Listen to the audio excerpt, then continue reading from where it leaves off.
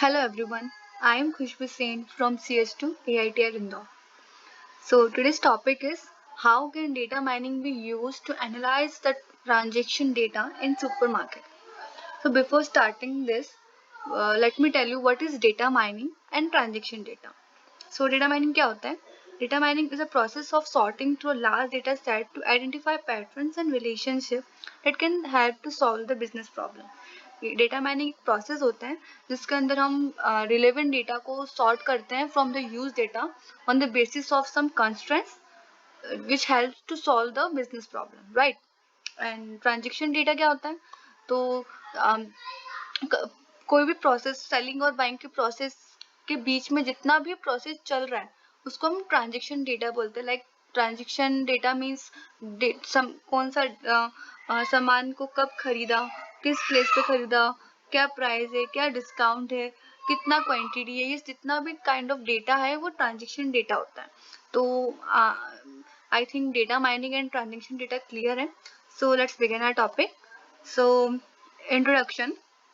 तो अगर हम अपने इवॉल्विंग एरा की बात करें तो डेटा माइन कंपनीज बहुत सारी टेक्नोलॉजीज यूज़ करती हैं तो उनके रिकॉर्ड्स को असेंबल करने के लिए और उनके प्रॉफिट्स को इंक्रीज करने के लिए. तो डेटा माइनिंग एक डेटा एनालिसिस की वन ऑफ द टेक्निक है जो कि ऑर्गेनाइजेशंस यूज़ करती हैं उनके प्रॉफिट्स को इंक्रीज करने के लिए और कस्टमर्स को अच्छे से समझने के लिए, और बहुत सारी चीज़ों में ये हेल्प करता है. तो data mining is one of the technology which is used by the company to gain profit or to what we can say that to gain some comfort level of customers, right?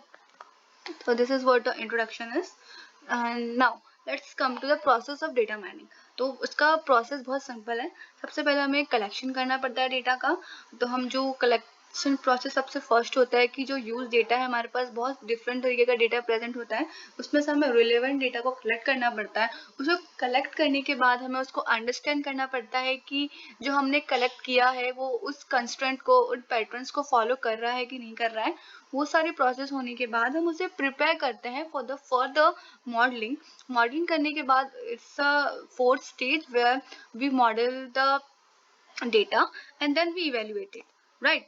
So data mining in supermarket. So supermarkets आजकल data mining को as a मतलब positive way में ले रहे हैं because data mining एक जो technology है वो सुपरमार्केट्स को बहुत प्रॉफिट प्रोवाइड कर रही है बिकॉज उनको पता चल गया है कि डेटा माइनिंग प्रोसेस के थ्रू उन्हें बहुत प्रॉफिट मिल रहा है बिकॉज ये जो टेक्नोलॉजी है इसके अंदर वो लोग कस्टमर्स को जान पा रहे हैं कि कस्टमर्स को क्या चाहिए, कैसा चाहिए, किस क्वांटिटी में चाहिए, किस तरीके से चाहिए, अच्छे से उनको हेल्प कर रहा है बिकॉज ये सिर्फ रिलेवेंट डेटा को एक्सट्रैक्ट कर रहा है यूज डेटा में से और रिलेवेंट डेटा को ये यूज नहीं कर रहा है. तो ये जो प्रोसेस है सुपरमार्केट्स में एक पॉजिटिव वे ही प्रोवाइड कर रहा है, इंक्रीज कर रहा है. बोलेंगे कि मतलब एक तरह से उसके लिए एडवांटेज प्रोवाइड कर रहा है ये टेक्नोलॉजी. डिसएडवांटेज तो अभी तक कुछ दिखा नहीं. अगर देखा जाए तो मतलब डेटा माइनिंग में कुछ मॉडलिंग की बात करें तो वो प्रेडिक्टिव और डिस्क्रिप्टिव में डिवाइड हुआ है. जो प्रेडिक्टिव है वो क्लासिफिकेशन और प्रेडिक्शन में डिवाइड हुआ है और जो डिस्क्रिप्टिव है वो एसोसिएशन और क्लस्टरिंग में डिवाइड हुआ है, राइट? सो हम प्रेडिक्टिव मॉडलिंग की अगर बात करें तो predictive modelling is a commonly use statistical technology to predict future behaviour. इसके अंदर जो प्रीवियस डेटा है लाइक पास्ट हिस्ट्री और करेंट डेटा मॉडलिंग को यूज करके फ्यूचर मॉडलिंग के लिए एक मॉडल बनाया जाता है जो कि प्रिडिक्टिव मॉडल होता है. Second one is descriptive model. तो descriptive model describes a system or it's a mathematical process that describe real world event and relationship between factor responsible for them, right? So next come is association rule. Association rule is very important as far as our topic is concerned.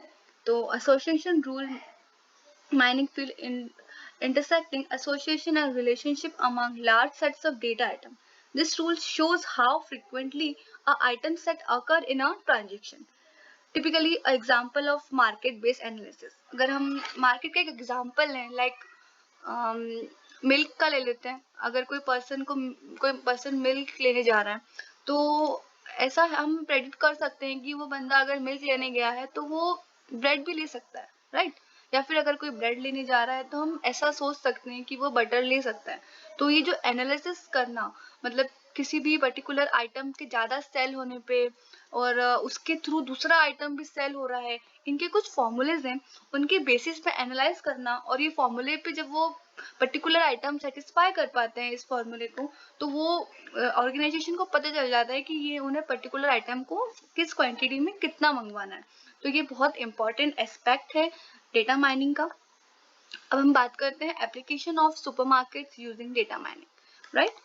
So first one is consumer aspect. So हम अगर हम अपनी real world की बात करें, हम कोई भी सामान खरीदने जाते हैं या बड़ी शोरूम्स में जाएंगे, किसी ऑर्गेनाइजेशन में जाते हैं, तो वो हमारा डेटा लेते हैं, बट वो एक्चुअली में कंसर्न नहीं होते हैं हमारे डेटा के, बट उसके पीछे एक रीज़न होता है। उन्हें पता चलता है कि कस्टमर का बैकग्राउंड क्या है, उनकी नीड्स क्या है, वो कैसे एरिया में रहते हैं, तो वो उनका कंजप्शन लेवल क्या होगा, क्या सामान वो खरीदेंगे, कैसा सामान वो खरीदेंगे। तो ये सारी डिटेल्स जो है उनको हेल्प करती है to know the background of the consumer, right?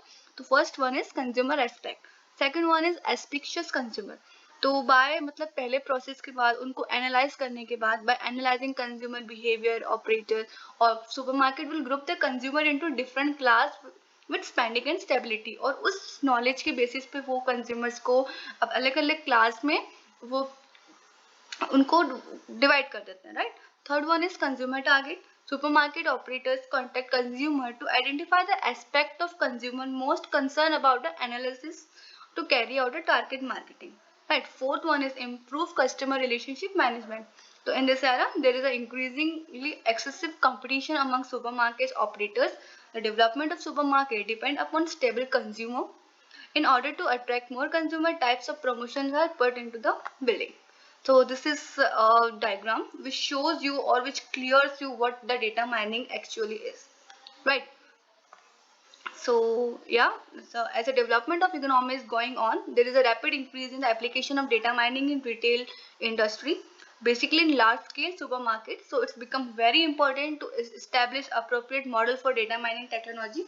So throughout the PPT, as we come to know that data mining is very important in students era, because it uh, give profit to the company and also give the uh, well मतलब idea what a consumer want and in which way consumer want everything. So yeah, there is a wide usage of data mining technology in a number of such types of application. These are some references. Thank you everyone.